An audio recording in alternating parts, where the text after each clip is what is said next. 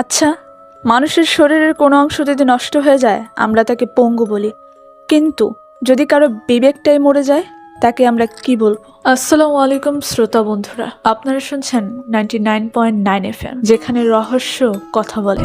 বন্ধু শব্দটা শুনলে আমাদের মনে ভরসার একটা ছবি ভেসে ওঠে, কিন্তু নারায়ণগঞ্জের 14 বছরের কিশোর সাইমন জানতো না তার এই বন্ধুরা আসলে ছিল মানুষের ছদ্মবেশে এক একটা হায়। নারায়ণগঞ্জ ফতুল্লার কিশোর সাইমন হত্যাকাণ্ডটি ছিল চরম পাশবিক। নিজের বন্ধুদের হাতে একটি ছেলের এইভাবে মৃত্যু হওয়াটা আধুনিক সমাজের বিবেকহীনতার এক বিভৎস দলিল।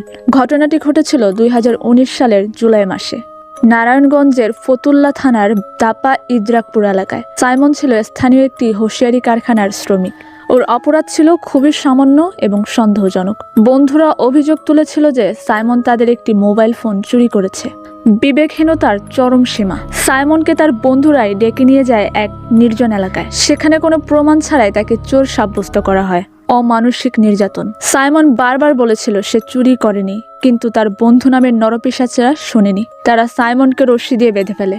এরপর লোহার রড ও লাঠি দিয়ে ঘন্টার পর ঘন্টা তার উপর চলে অমানসিক নির্যাতন। সব থেকে ভয়ঙ্কর বিষয় হলো খুনিরা এই নির্যাতনের পুরো দৃশ্য মোবাইল ফোনে ভিডিও করে। সাইমন যখন যন্ত্রণায় কাতরাচ্ছিল এবং বাঁচার আকুতি করছিল, তখন তারা হাসাহাসি করছিল আর ভিডিওর জন্য পোজ দিচ্ছিল। মারতে মারতে সাইমন নিস্তেজ হয়ে পড়লে তারা তাকে ফেলে পালিয়ে যায়।